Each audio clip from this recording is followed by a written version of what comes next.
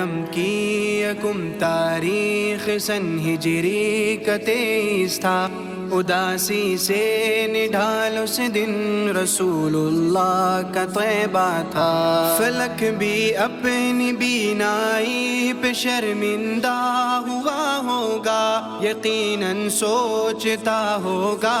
کہ اس نے آج کیا دیکھا۔ ذرا اب دل کو تھامو اور سنو اس قصہ غم کو، نہ ہرگز روک پاؤ گے یقیناً آنکھ کے نم کو۔ عدی کے خانوادے کے جری بیٹے کا قصہ ہے، وہ جس سے دین مہکا ہے، یہ اس غنچے کا قصہ ہے، وہ جس کو دیکھ کر شیطان بھی رستہ بدلتا تھا،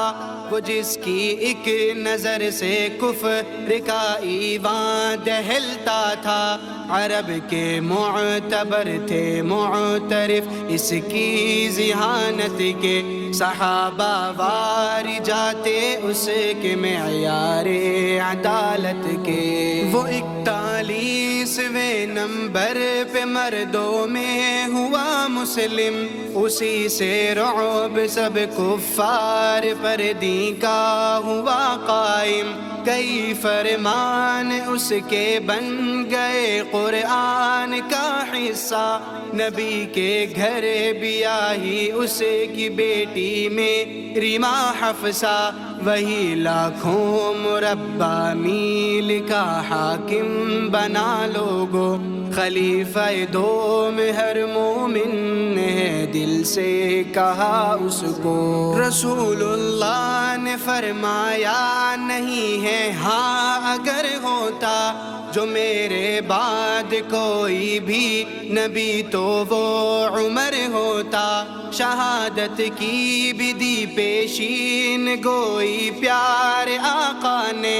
احد پر جب وہاں ابو بکر اور فاروق عثمان تھے، خلافت آپ کی قائم رہی 10 سال تک ایسی، عدالت خود نظام عدل پر بھی رشک کرتی تھی، مگر ابلیس کی اولاد اپنا وار کر بیٹھی کہ جیسے سانپ کی وہ کاٹنے کی ضد نہیں جاتی۔ نماز فجر پڑھنے جب گئے فاروق مسجد میں، ابو لولو وہاں بیٹھا تھا چھپ کر جان کس ضد میں، وہ گھٹیا ذات ایک محراب کے پیچھے سے آ نکل کر عین دوران نماز اس نے کیا حملہ، کیے خنجر سے وار اس نے عمر فاروق پر اس دم، تو بہ نکلا وہاں خون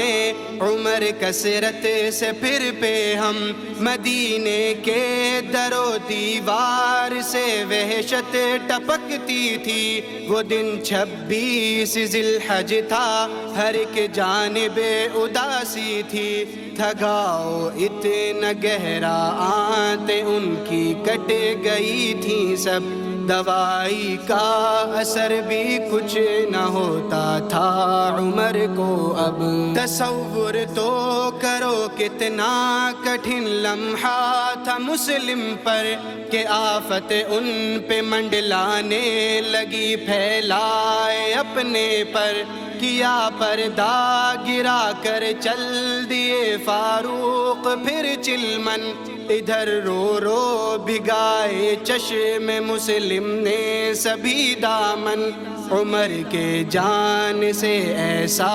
خلا پیدا ہوا مصعب، یقین جانو قیامت تک نہ ہرگز بھر سکے گا اب۔